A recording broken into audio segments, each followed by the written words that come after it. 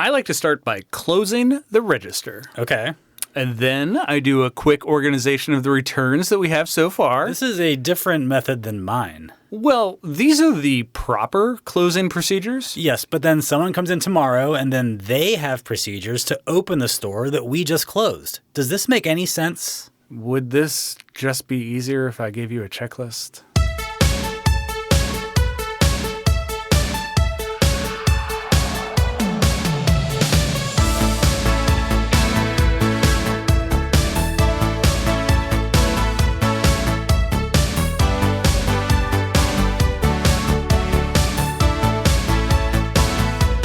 Welcome to Rewind Video. I'm Bob. I'm Rob. And we love movies. Good ones, bad ones, old ones, new ones. Movies brought to us by the Hollywood system. Movies that buck the system. And everything in between. Rob, a lot of people come into the store and ask me, what is your system for picking movies for the staff recommendation shelf? Do you get that question? I don't get that question. I tend to ignore our customers. I don't make eye contact. They know better than to ask me questions Gotcha. For the most part. Gotcha. Well, after But you make your system is you just listen to your heart, right? Well, kind of, sort of. I mean, generally the question that comes immediately after these people asking me about the system for picking the movies is, are you at all in touch with the things that people actually like to watch? Or in a world with endless themes, how could you possibly arrive at the ones that you choose? Okay, I see. Because people are asking you if you have a system for choosing movies as a nice way of saying, what's wrong with your recommendations? I mean, yeah, so to speak. Yeah. Now, usually I follow up these questions with some version of, look, if you're holding out hope for us to recommend Battlefield Earth, brace yourself for disappointment. Yeah, we'll see about that. Right. Of course, there is some semblance of rhyme and reason to how we choose our themes. In fact, we've killed quite a few suggestions from each other when it comes to picking themes. Yeah. Yeah, when you go back and look at some of them, yeah. Sure. Sometimes they're not up to snuff, not broad enough to accommodate a variety of cannibal movies. Yeah. So, although that may change when we start running out of topics. It's quite possible. So we are putting thought into it because we take our job here at Rewind Video seriously. Each time that we pick a selection of movies deserving of our customers' attention for the staff recommendation shelf, we adhere to a theme, and this week's theme is systems. Trust the process. Yes. Just trust the process. We have a way of doing this. Right. You don't need to know what that way is. Believe. Trust it. Yes. This is one of those themes, as they often are, with a wide variety of interpretations of what could a system entail. Yes. And that's the kind of topic we're choosing these days. Yeah. Just make it big, make it easy. Yeah, any genre from the store. Yeah. But yeah, there's systems of control, systems of productivity, systems of recommendation. Yeah, there's literally technological systems. Weather systems. Right. Yeah, wonderful. Belief systems. All of this is true. So pretty much every movie would be eligible to be recommended this week. I think we've got an interesting gamut of films. Many people are saying all of our gamuts are interesting. That's true. That's true. Well, they're not going to get not interesting. That's the beautiful thing about the staff recommendation show. True. Well, I'm excited to talk about these, and as you always do, your first selection will kick us off. So that's our system. I go first. Yeah, you go first. You open the show. I pick the first movie. That's the system, and the system works. It does. So take it away, Rob. Okay. With your first systems pick. I'm going to start us off in 1999, one of our favorite years for movies. Yeah. The movie is Office Space. This is filed under fire starters. Yes. Here's the back of the box.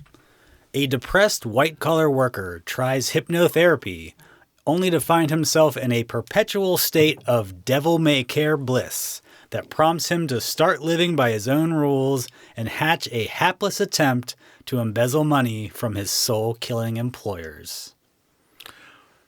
That's a well-written back of the box. Yeah, it's not bad. It's like somebody actually thought about it. Yeah. Yeah. Well, I mean, wait till you hear the tagline. Okay, I'm ready. Work sucks.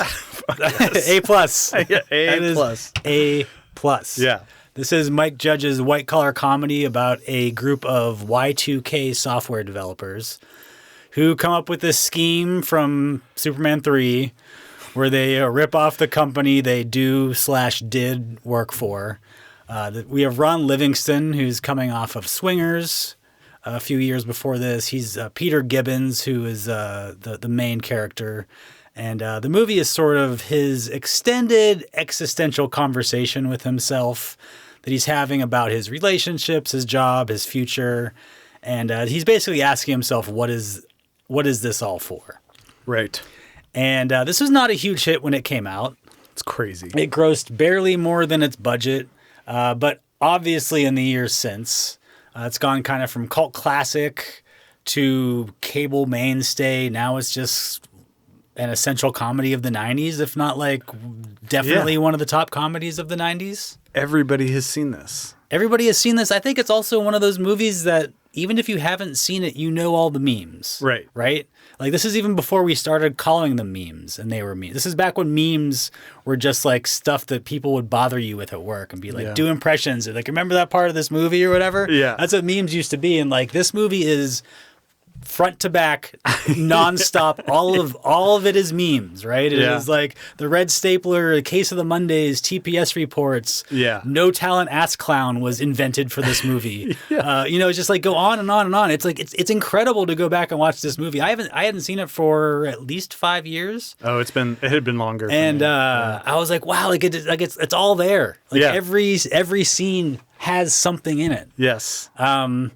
One of the primary themes of this movie is that the corporate America system of work and business is inhuman and it's ineffective. Yes. And nobody should have to live like this. True.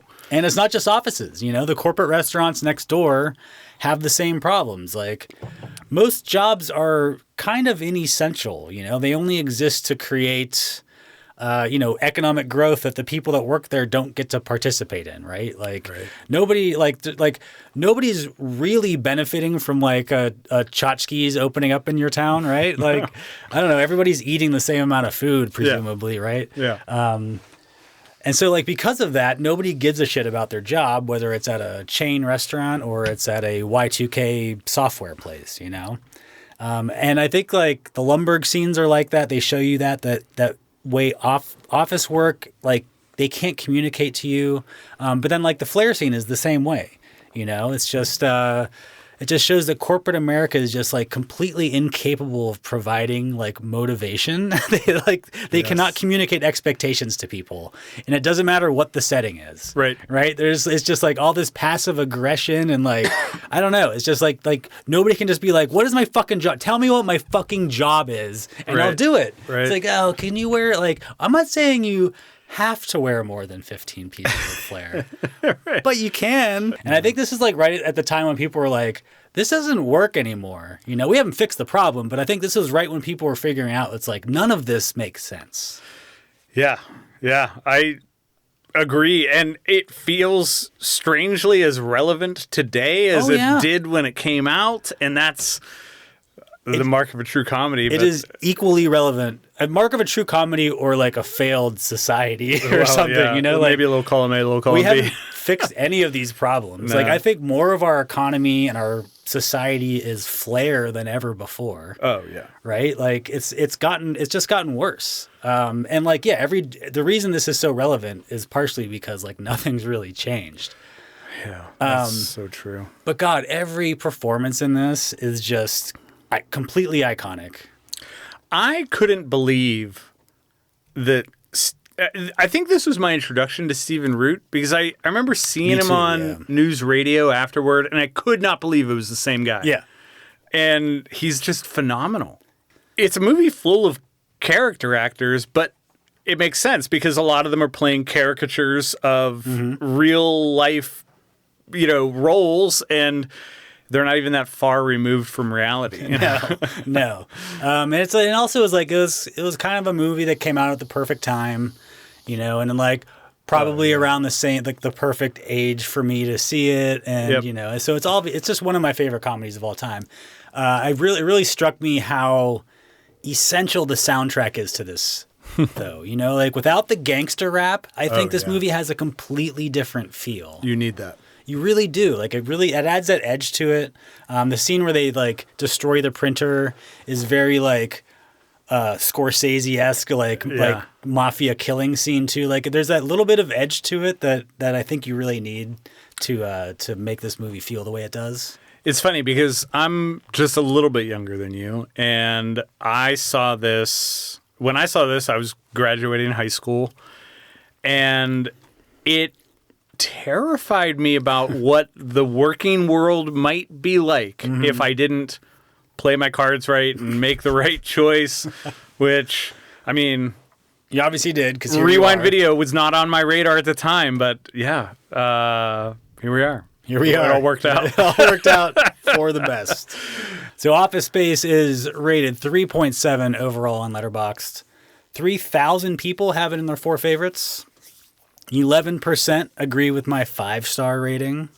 Yeah, I'm right there with you. Including Dakota Yaqueen, who says, I've been working a 9-to-5 job for 14 days now, and my rating has already jumped an entire fucking star. I'm gonna cry. So Office Space, it remains a classic. So I'm putting it on the shelf this week to get us started for the topic of systems. I love it. I think that Swingline only started actually making that red stapler after this movie, and because people were obsessed. Do you? Oh yeah. And yeah, because people were obsessed and they wanted that red stapler. But boy, this is just still so good. So good. It's and if you're entering the working world, you should definitely watch this first. See what you're getting yourself into. Yeah, before you submit that resume. Rewind Video is not like that, though. No, we're not. No. We have management that just seems to disappear for weeks at a time. Right. So. Bums. Which is good in a way and bad in a way. It is. Well, great pick. I'm jumping way ahead. Okay. With my first pick. In fact, I have 2 movies tonight from 2025, which some might say is a cop-out, but I don't think so. This is from the What's in the Bag section of the store. And my first movie is Black Bag from this year. Here's the back of the box. When intelligence agent Catherine Woodhouse is suspected of betraying the nation, her husband, also a legendary agent, faces the ultimate test of whether to be loyal to his marriage or his country. Tagline, it takes a spy to hunt a spy. I don't think the back of the box or the tagline are very good here. I mean, that's the gist of it. It's a espionage thriller brought to us by Steven Soderbergh, who I think once again proves that, when he's given a chance to do smart, stripped-down genre fare, that's his wheelhouse. That's kind of just what he's doing now. That is what he's doing. He's putting out like a movie every 8 months or something. Yeah. And the 2 spies at the heart of this are played by Michael Fassbender and Cate Blanchett. And yeah, they're a married couple who work for the same British intelligence agency. There's a mole in the mix, and Blanchett is among the suspects. It's up to Fassbender to determine the guilty party. So, in my opinion, the system here isn't technological, it's psychological. Fassbender's system for rooting out the mole operates like a decision tree. He's got this process-driven interrogation model. It's an algorithm. Yeah, based on like deception cues, behavioral tells, situational pressure, and it's fun to see him work. Yeah. So yeah, like you said, he's got this human algorithm built on experience and failure, drives the film forward. Very much less about action and more about diagnostics, turning each interaction kind of into this binary test for truth or treachery. But yeah, Steven Soderbergh and screenwriter David Koepp took inspiration for the spy movie from the classic film Who's Afraid of Virginia Woolf? Okay. And Soderbergh said, David and I talked about what it would be like if George and Martha were spies. And he said, I wanted to make an espionage version of Who's Afraid of Virginia Woolf. So I think that's pretty accurate. Turns out that, yeah, some interesting parallels. But why did I choose this? One thing that I really appreciated about this is that it focuses a lot on relationships, which I know we talked about during our Eyes Wide Shut episode, and it kind of comes up again here, particularly how fraught they are in the business, well, in the business world in general, but especially in the business of spycraft. Yeah. Even now that you're just saying that, just like it almost seems like it is because like he uses relationships to further his project, right? Yeah. And like even to the point of in the movie where we get fooled into thinking that stuff's really happening and really he's just orchestrating it. And it's almost a comment on like what you're doing in a movie too when you're making a movie. Right. You know, you're like I'm doing this between these two people only to get us to the next scene that will let me do this, you know. Exactly. David Koepp, when he was doing research for this and interviewing as many people as he could find who dealt in espionage work or had some experience in this intelligence industry, he recalls one woman saying that her job made it impossible for her to sustain a relationship, which ended up inspiring the line from the movie, which was, when you can lie about everything, how do you tell the truth about anything?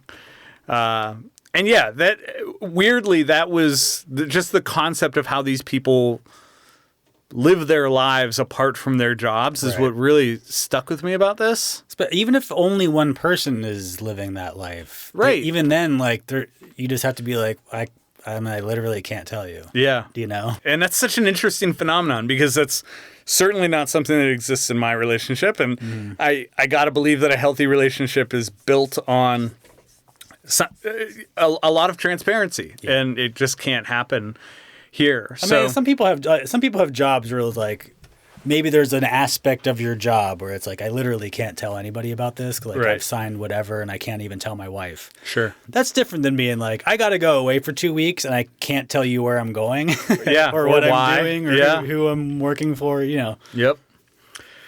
So as it relates to our theme, I'm definitely fascinated by the system for determining the truth. And this does a good job of making that process feel believable. I mean, Michael Fassbender's character isn't some superhuman. He's just very smart and very deductive. And it's fun to see him work. This is more or less a whodunit. And in 2025, we don't get a lot of those in general, much less ones that are directed by someone as skilled in this genre as Soderbergh. So I am putting it on the shelf. There were some interesting tidbits I found when I was researching kind of the reception of this and how it did. So as of May 2025, Black Bag had grossed $21.5 million in the US and Canada, 21.1 in other territories for a worldwide total of $42 million.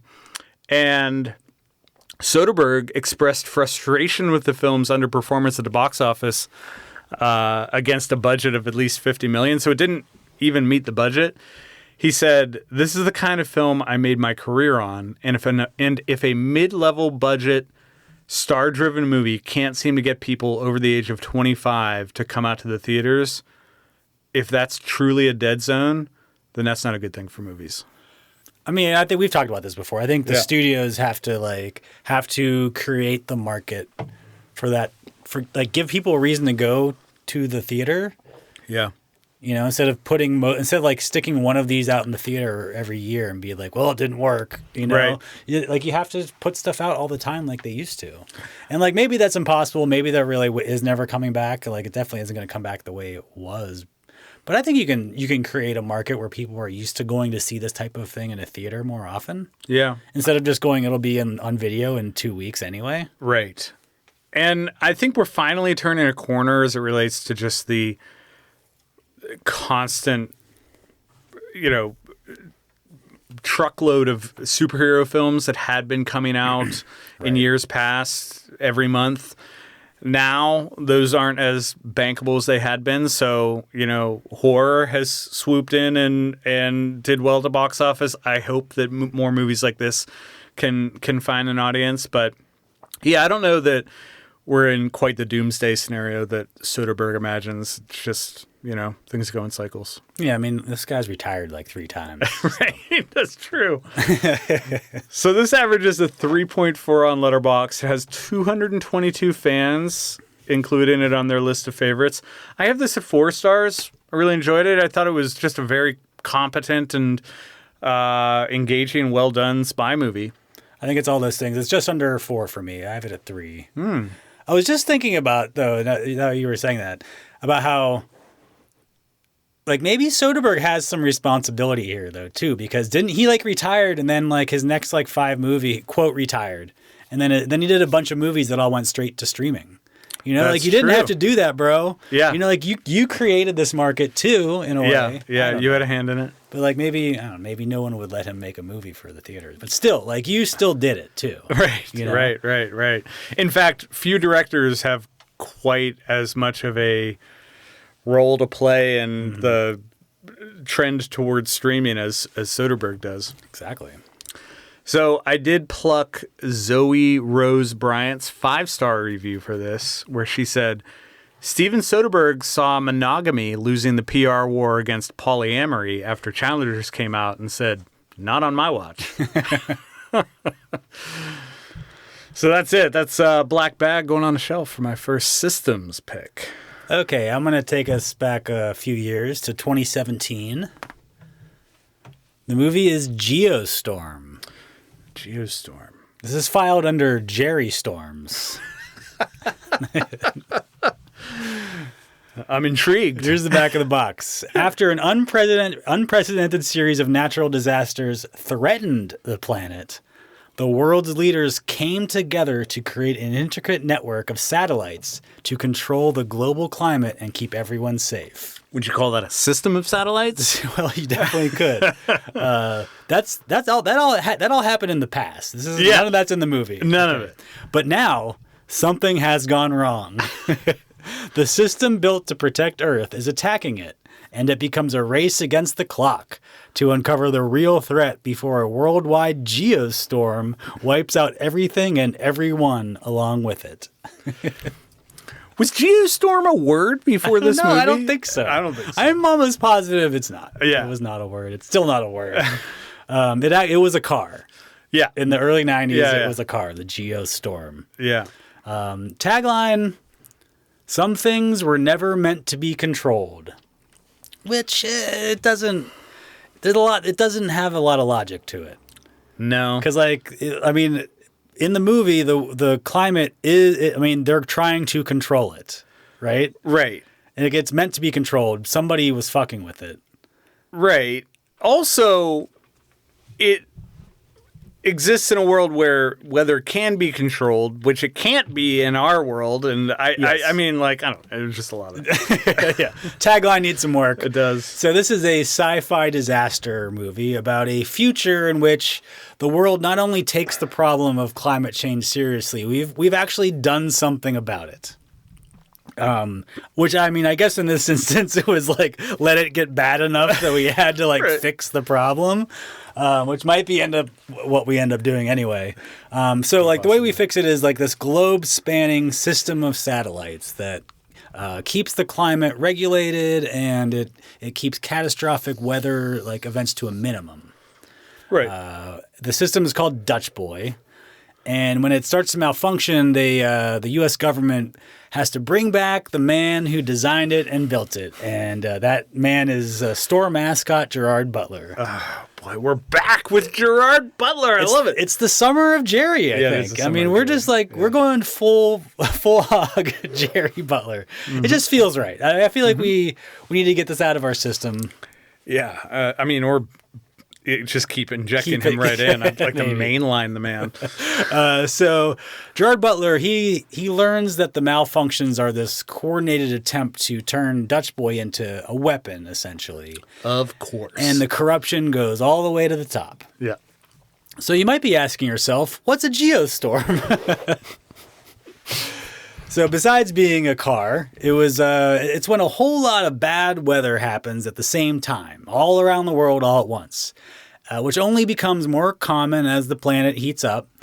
And when all these weather systems combine like Voltron to form a single planet engulfing storm that would presumably never end, that's a geostorm, right? And the Dutch Boy is this weather control system that does something to keep that from happening.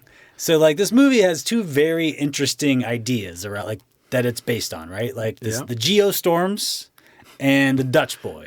Right. Now, the problem with this movie is that we never see a geostorm. It never happens. It's a looming threat, but we don't get to see a geostorm. The movie's called Geostorm. We don't get to see a geostorm. And also, Dutch Boy keeps the geostorm from happening, and we don't get to see how that works. We don't know what it does. Right. Like it shoots a laser at some point. They're just kind of yada, yada, yada. Yeah, they're like, it fixed the problem. Right. Now it's broken. Trust us. Trust us. So, like, on some level, I can see why this movie didn't connect with, like, critics. It has a low Letterboxd score. Audiences weren't really that into it. Because, like, it doesn't deliver on, like, kind of some basic stuff, basic screenwriting stuff. It's like, oh, you call your movie a geostorm? What page is the geostorm on? Well, there isn't one. Like, okay, right. Problem number one, you know? Yeah. But, you know, I still think it delivers as a disaster movie. Obviously, having Gerard Butler in this improves it instantly. You know, like if The Rock was in this, I don't think I'd be quite as interested. I agree. Yeah. Yeah. I mean, Jerry Butler is, he gets me into the theater. He gets you into the theater. The CGI and the special effects are like pretty good for this era of CGI. Yeah. Action disaster stuff. Like it's coherent, it's satisfying. Like I'm happy with it. This is kind of the platonic ideal of a Gerard Butler movie, a Gerard Butler character. Yeah. In that like he's just a guy trying to meet his responsibilities and do his job, even if that means it destroys him or kills him. You know, like that is who he is. Essentially, when it gets down to like the Gerard Butler personality. But what I think like makes a difference in this movie, really, besides Jerry, is the supporting cast. Ed Harris is doing a right down the middle Ed Harris performance. Exactly what you count on him to do well. Andy Garcia, same. Yeah. A average normal Andy Garcia just being in a scene like automatically makes it better. Right. You know? And he's a good president. He's such a good president, especially when you're like, is this guy a bad guy? It might be. It's Andy Garcia. You know what I mean? You just look at him, you're like, he's doing something. Yeah. It just adds this gravitas to it. And you're like, even just like the ensemble, like the guy who plays Gerard Butler's brother, Zazie Beetz, Abby Cornish, like they're all. It's like it's fun. No one's amazing, but like it's a fun cast. Richard Schiff is here as you know, he's a smart guy. He's a smart guy everywhere, and you know, like I don't know, I think the cast is awesome. Yeah, so I think the cast pushes this over to like a good movie, like a movie for me. Even though like there's glaring script problems, you know, lots of script problems. Right. So, Geostorm is rated 2.1 overall on Letterboxd. Oh boy, that's low. Which I don't get. Like I understand. Like, yes, we just talked about it having problems. Like, it is not a quote good movie, and like some of the reasons I like it are because it's quote bad in the ways that I like it to be bad. Yeah, but 2.1? Yeah, that's mighty low. I don't know. I gotta say, I think Letterboxd has a big Gerard Butler bias against him. Oh. What did you brought all the Fallen movies, right? Yeah. Those were all like 2.6, right? 2.5. Like those on Letterboxd should be 2.7, 2.8, 2.9. I understand it's below 3 because they're like kind of direct to video type movies. Sure. But you know, I think the people on Letterboxd have something against the guy. Well, there's also some film snobbery on Letterboxd, and you know Gerard Butler isn't going to be in the next Portrait of a Lady on Fire. No. Nor we don't want him in that. No, we don't. Although, I mean, no, you're right. We don't want him in that. Yeah, I want him cranking out 2 B-grade movies a year. Yeah. Like B plus A, whatever, Right. just not quite, you know what I mean? Like we want Gerard Butler movies. Yes. So 129 people have it in their 4 favorites. Just 6% agree with my 4-star rating. Wow. Just because it is, of all the disaster movies from the last 10 or 15 years, this is one of the best ones. There haven't been a lot of good ones. This blends in with a lot of those for me, apart from Gerard Butler's presence. Mm-hmm. So it's a 3-star movie for me, but rock solid.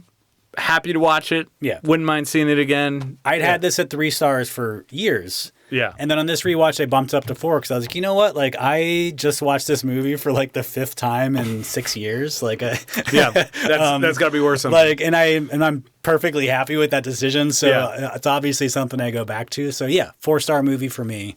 So of the people that agree with me, I found someone called Cfel. Cfel. Lots of repeated letters. Yeah. Cfel. Who says in their review, Geostorm is a movie about 2 brothers eye-fucking each other until they save the planet from a geostorm. Would have been a better tagline. So yeah, I'm putting Geostorm on the shelf this week for the topic of systems. I like it. I mean, Yeah. my Gerard Butler affinity is now well documented. Summer of Jer. Yeah. All right. Well, rather than tell you the section of the store that I went to for my next movie, I'm going to take you on a trip back in time, Rob. Cool. Yeah. So it's 1999. Again? Again. Oh. You're headed to the theater to see the new sci-fi movie that everyone's been talking about.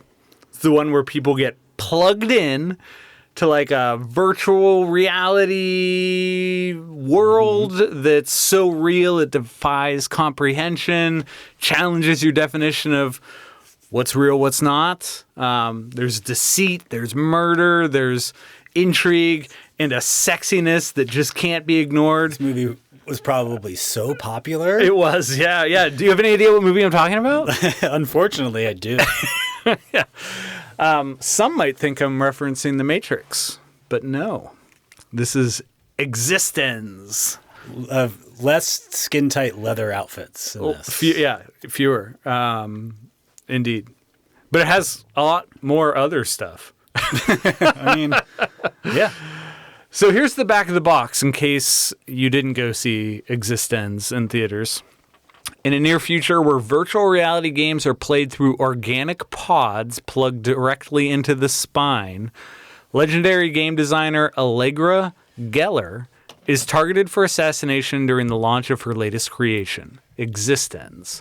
On the run with a marketing intern, Allegra must test her game to determine whether it's been damaged, diving into a reality so warped neither knows when or if they've exited the system. Tagline, play it, live it, kill for it. Don't like that. No. Yeah. So, David Cronenberg. Yeah. I'm friend of the shelf. Friend of the shelf. I'm a big fan of Cronenberg. And he's the one behind eXistenZ. This is like a slippery, layered sci-fi It's a little thriller. slippery. Yeah. Gooey kind of. Slimy.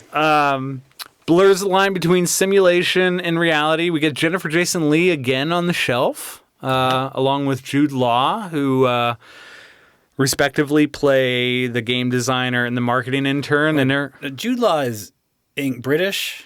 he is. He does a Canadian accent here, He does. which you don't have to. You can just be like, American, Canadian, whatever. Like Right. he learned a Canadian accent, I guess, for this movie. I suppose. And I'm okay with it. Yeah, he did a good job Yeah, with I'm happy with it. Yeah. Yeah. So yeah, they're kind of in this recursive nightmare of half-formed rules, fleshy game consoles, and shifting allegiances. And they, as they plunge kind of deeper into this game world that they're a part of, everyone loses a sense, including the audience, of what's real, what's not. But yeah, there's a lot of gooey body horror here. Doesn't go quite as hard in the paint as a lot of Cronenberg stuff. It doesn't. It really doesn't. No. I mean, there's some spinal injections that, Yeah. and some weird, like, gutting of fictional animals. Yeah. But, it's also got some philosophical quandaries and Cronenberg's continued fascination with technology and the human body. So, this kind of plays like a grimier cousin to The Matrix, which did, in fact, come out the same year. So, how does it fit the theme? eXistenZ is based entirely on a game system. And in this case, it's something of a biomechanical interface that controls not just the plot, but the world itself. I mean, it looks like this weird... I don't even know how to describe it. It doesn't need to be that goopy. It does not need to be that goopy. It's just a video game controller. Yeah. That like is made to look like an internal organ. Yeah, that's kind of how it feels. Yeah. This is someone's kidney, and you right. play a game with it. And it's not even like pressing buttons. It's just like people are like diddling it. Yeah. Which I understand what they're going for. I do too. Yeah, But at the same time, like, I don't know that it quite works. Agree. But yeah, Allegra's process for debugging the game is this warped mirror of QA testing and narrative development, glitch resolution. There are definitely systems within systems here, each governed by their own bizarre logic. But Cronenberg, as per the usual, definitely making a statement on like technological meditation and our relationship with things and how systems, especially immersive ones, can distort our relationship with truth. But Cronenberg wrote this script himself and was inspired by some Philip K. Dick novels and Reality Fractures. The game pods, the guns made with bones, and other creatures in this movie were all done practically, which I appreciated. I think it still looks good in spite of being 25 years old. Has kind of like an H.R. Geiger feel to it. And then, this was released just a month after The Matrix, which led to some comparisons despite the radically different tones and budgets. But Cronenberg, I didn't know this, apparently turned down the opportunity to direct The Matrix. Whoa. Yeah. Would have given us a very different movie. Yeah, I don't even know what to think of that right now. Dude. Yeah. That's the first time I've heard that. Yeah. I was surprised by it too. So I think this worked out well for everybody. Yeah. I think this is the way it was supposed to be. Everyone ended up helming the right movie. Yeah. So why did I choose this? I like what Cronenberg is usually doing, and he's doing it again here. Tapping into this kind of aesthetic sensibility of video games, but not just thematically, but formally. What I found myself thinking about the whole time is that the performances here are stilted. The dialogue is kind of robotic and narratively disjointed, but I don't believe that that's actually bad filmmaking. I think that it's a conscious mimicry of what video games were like at that time. I mean, they still kind of are. They've gotten a lot better. Yeah. But, like the cutscenes in games weren't ever like well acted or performed in a believable way. And I think that that's what gaming used to feel like. It was glitchy. It was weird, often uncanny, but I don't think Cronenberg is mocking that. I think he's just like absorbing it and giving it his own take. So it almost feels like a save file that's been corrupted in the best way. But for anyone who's grown up in the 90s, I think there's a strange comfort in the jank that you see here and the memory of games that came out around that time. It's surreal, gross, fascinating, oddly prophetic given where games are headed now. And yeah, I think that if you liked playing video games then or today, there's something to appreciate here. And I don't play a lot of video games. I don't really play any video games, but I have. I understand them a little bit. It seems like this is closer to what video games are now than it was back then. I mean, what did we have in the 90s? Like the late 90s? Did we have games with cutscenes and stuff? Yeah, we had like PlayStation 1, PlayStation 2 kind of stuff. Yeah. And PlayStation 2 wasn't quite there yet, but like think of like the original Resident Evil or something like that were janky and a little strange, but still trying to tell a story. Right. And so yeah, I think that the believability of this world is definitely a lot closer to where we are today. But even when you look at the way these people are acting at the beginning of the movie in the church where they're conducting the focus group, there's just this weird like NPC quality to the people that are like cheering and right. It's weird to watch, but I think it's intentional at least. Oh yeah, I think that part's definitely intentional. Yeah, and what I'm saying is like I feel like there wasn't as much of that stuff back in the old games, and I feel like the way he was doing it in this movie looks almost just exactly like what it looks like now. Do you know? Yeah, that's because fair. they've advanced to the point where like he somehow like got a lot of stuff right. Yeah. Like that stuff wasn't as much like that back then, but he saw where a lot of the stuff was going, I think. Right. Now, like the liver as the controller, like no, I don't think it's ever going to be like that. But But I think a lot of stuff it's where it seems like he was kind of like thinking about what are video games going to be like in the future? What are they going to look like or feel like? I think he got a lot of that stuff right. I think he did too. Yeah. So this averages a 3.6 on Letterboxd with 846 users having it on their list of 4 favorites. I have this at 3 stars along with 19% of users. I think that it's fascinating to watch. I don't think that as a movie it's especially great, but in terms of its connection to the world and society, there's something to appreciate here. Roger Ebert called it a disorienting experience, but that's the point. And then I plucked user Lucy with her 3-star review who said, Jennifer Jason Leigh crying a single tear over a nasty Cronenberg umbilical cord GameCube is more convincing than some actors' best performances. Perhaps. Maybe. Yeah. So that's eXistenZ going on the shelf for systems. I didn't. I actually like this more than I thought I was. Yeah. I saw it when it came out, or maybe like early 2000s.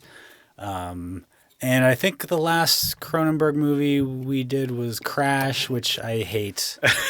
And so like I was ready to go back and hate this because I kind of only remembered the slimy parts. Yeah. You know, and I don't think I loved it, but I definitely enjoyed it more than I thought. It is good. It's deeply silly, and I think this movie like understands that pretty well.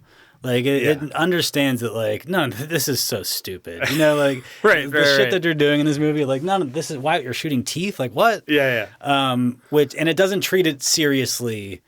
Nope. Whereas like something like Crash would like took itself, I think, too seriously. Very seriously. Yeah.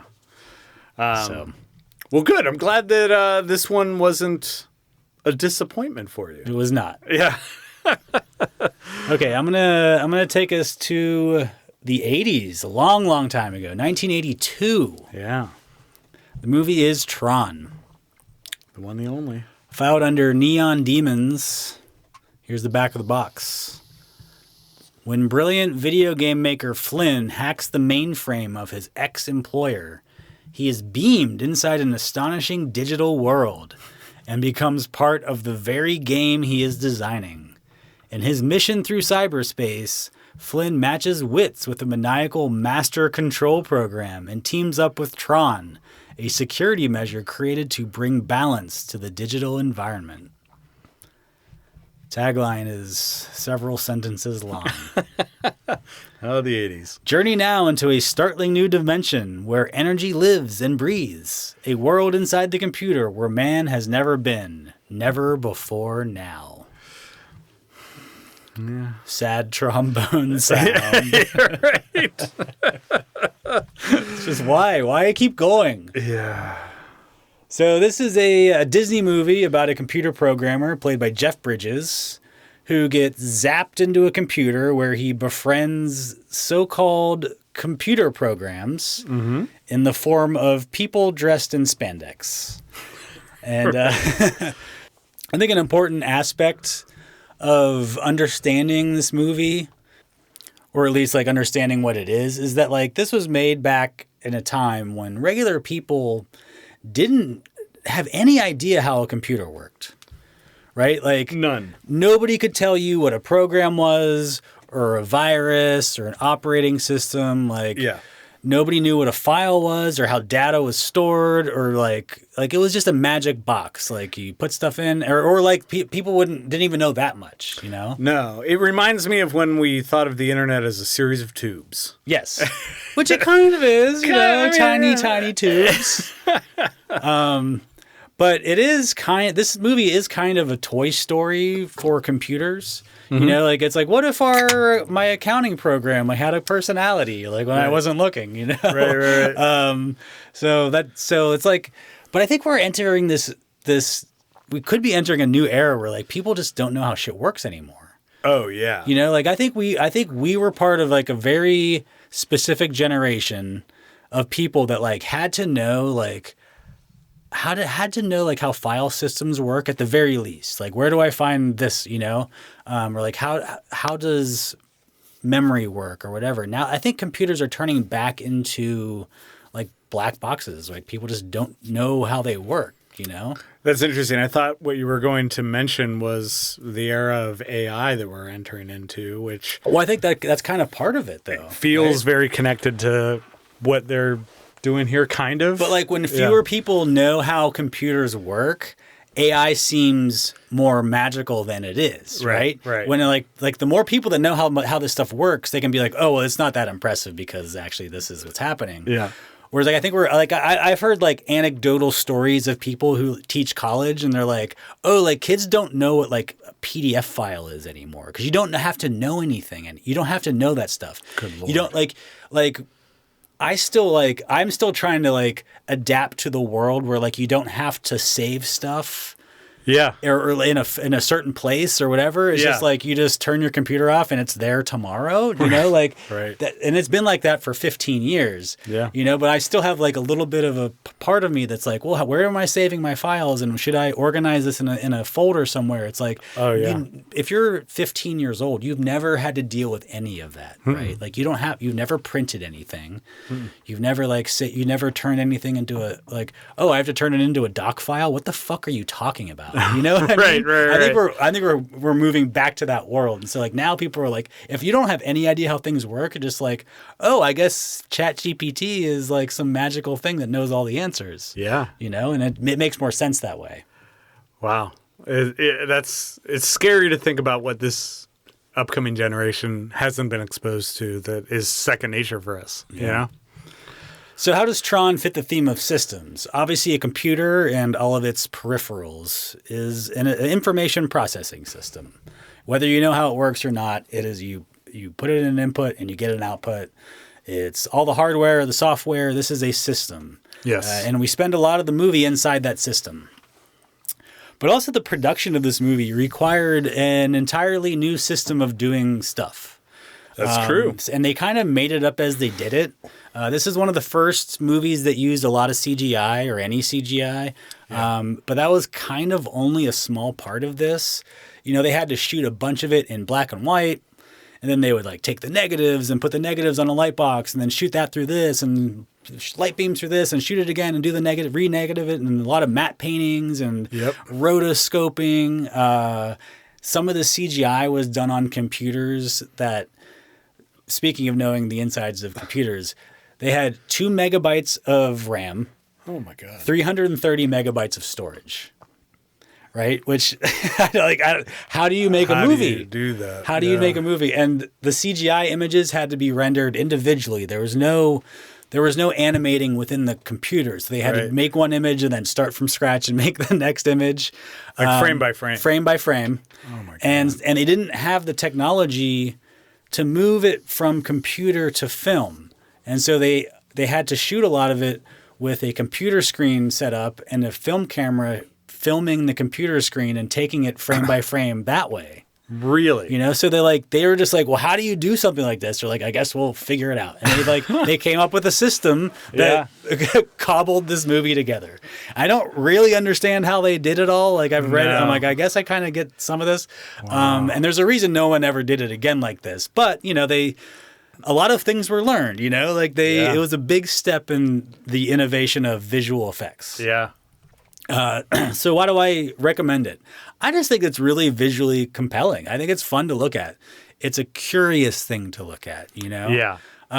Even in the parts where it doesn't look particularly good, there's a bunch of it that kind of looks like Atari 2600 or something. Yeah. It's still kind of interesting. There's interesting things about it, and then how they integrate it with other parts of the scenes and stuff. The games they play are cool. The highlight.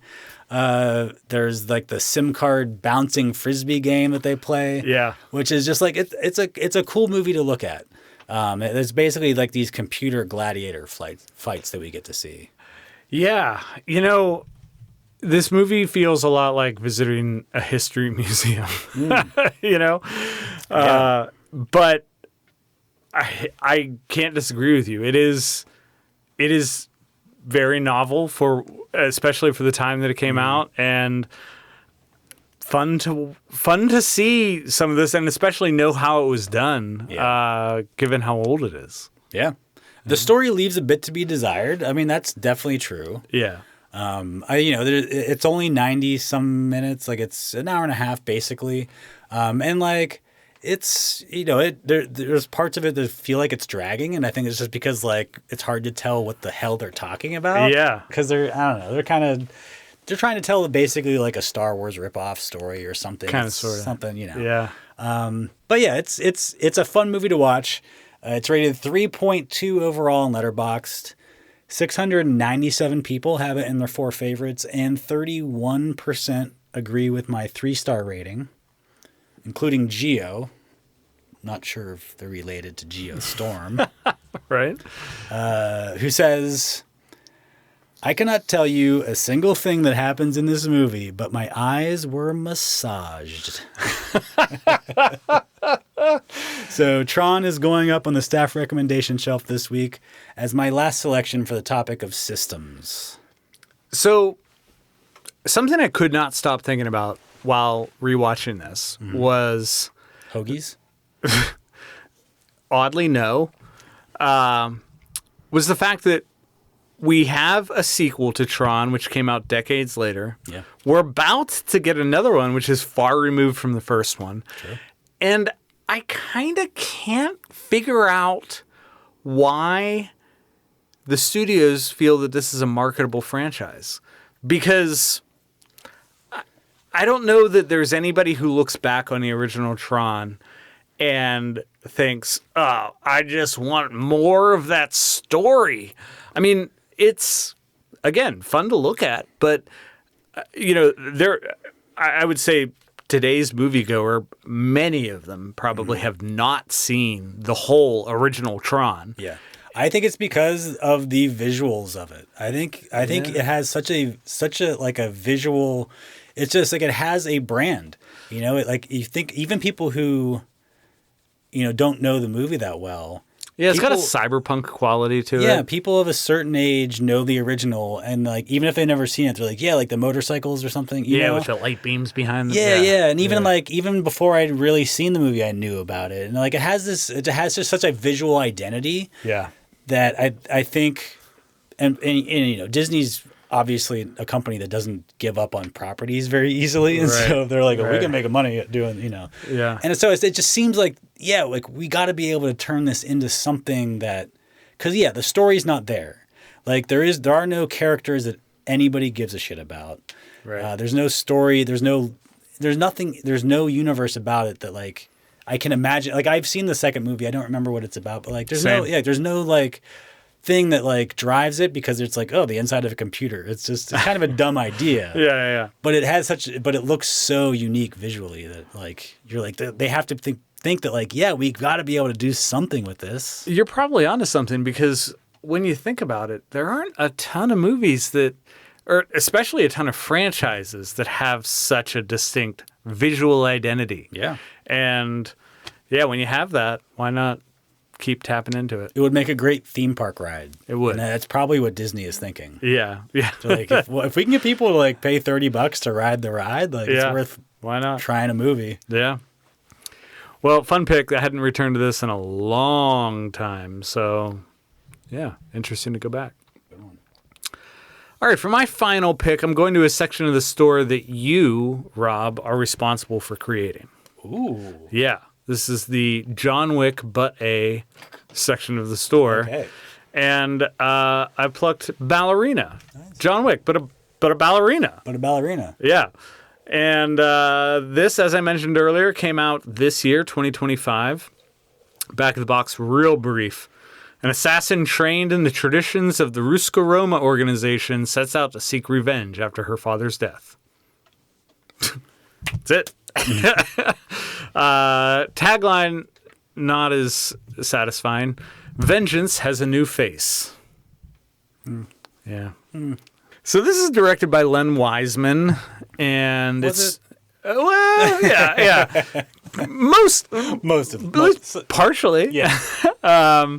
Stars Ana de Armas, and as you mentioned, Ballerina expands on the John Wick cinematic universe by focusing on one of the peripheral players from the that we first kind of glimpsed in Chapter 3.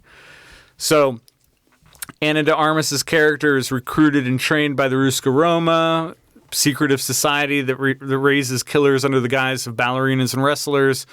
And her path toward retribution brings her into conflict with this kind of cabal of cultists. I went back and tried to determine if they had a name besides like cultists or like cult members, and they don't. So they were satisfied with that. But this has a lot of regular franchise players who show up from the John Wick universe, like Ian McShane, Angelica Houston's here, the late Lance Reddick, and we even get a fleeting appearance by Keanu Reeves as John Wick. So how does it fit the theme? This revolves around a very deeply entrenched system. Okay. The shadowy global order of the High Table and its adjacent factions, this organization that operates just under the surface of normal society and seems to have its own kind of governing structure and currency. Seems to exist only for the purpose of assassination. Yeah. Which must be just a fucking booming business. It seems to be.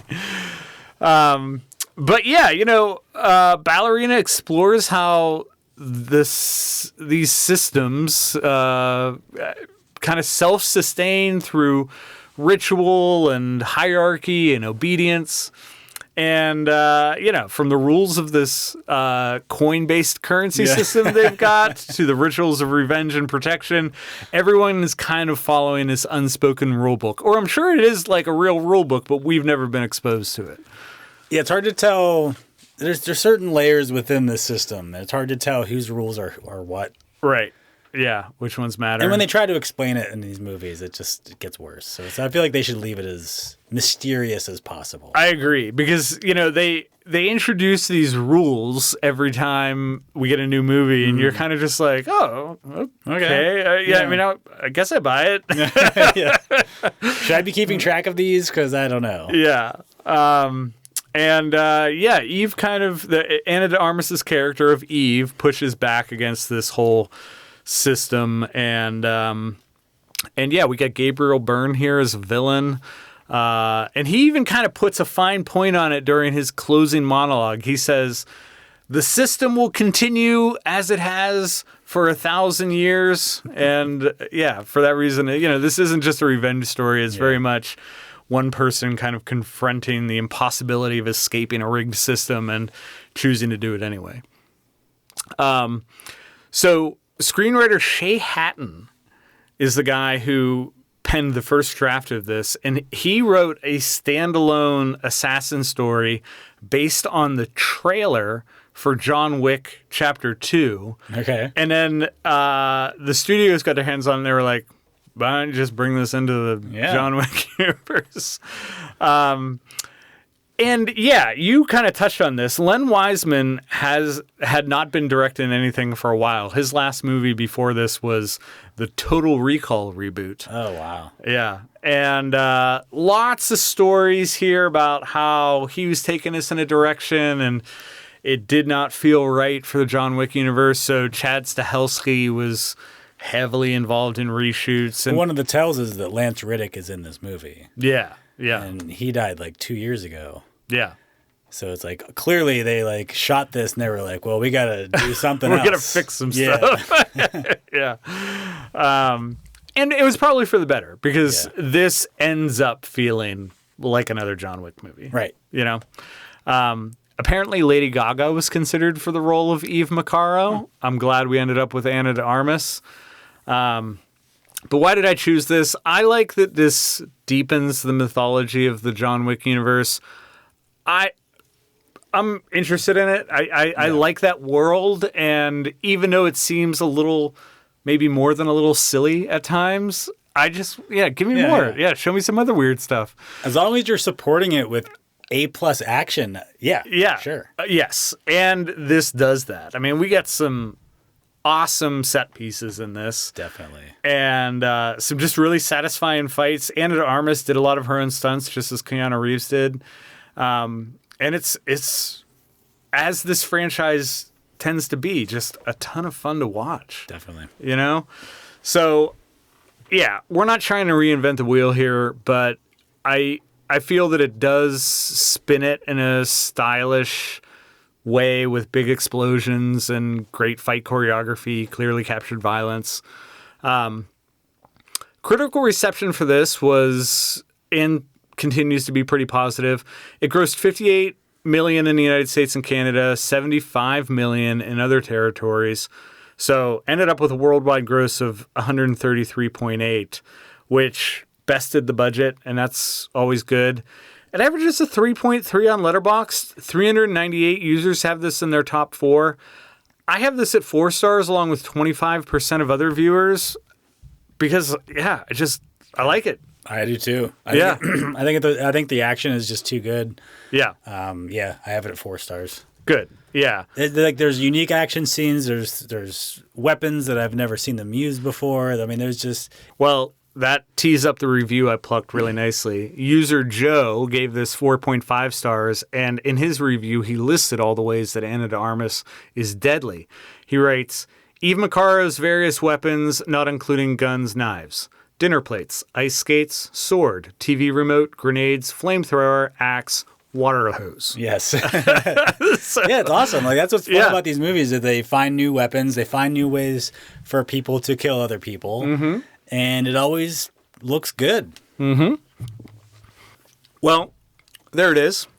Our system for picking movies for the staff recommendation shelf on full display.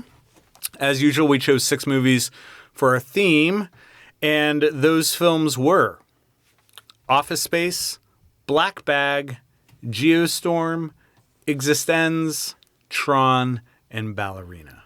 If you don't have time to stop into the store, you can visit us 24 hours a day at rewindvideopod.com. You can also find us on Letterboxd or Blue Sky, or send us an email at rewindvideopod@gmail.com. And don't forget to rate, review, subscribe, and share the podcast with all your friends who love movies. Please do. They need it. Well, Systems is in the bag. That means it's time for a new theme. And once again, we're setting our sights on one that we've done before, which always satisfying Yeah. to go back and revisit something that worked once. There's a lot of topics that we just have to get back to. Yeah. There's too many movies in those topics. And in this case, that theme is vehicle performances. So, Honk honk. yeah, we'll be back with some wacky vehicles doing exciting and fun things on screen. As usual, we'll have 6 movies to recommend, but if you're looking for something in the meantime, feel free to hit us up for a movie to watch. We will see you next time. Be kind, recommend.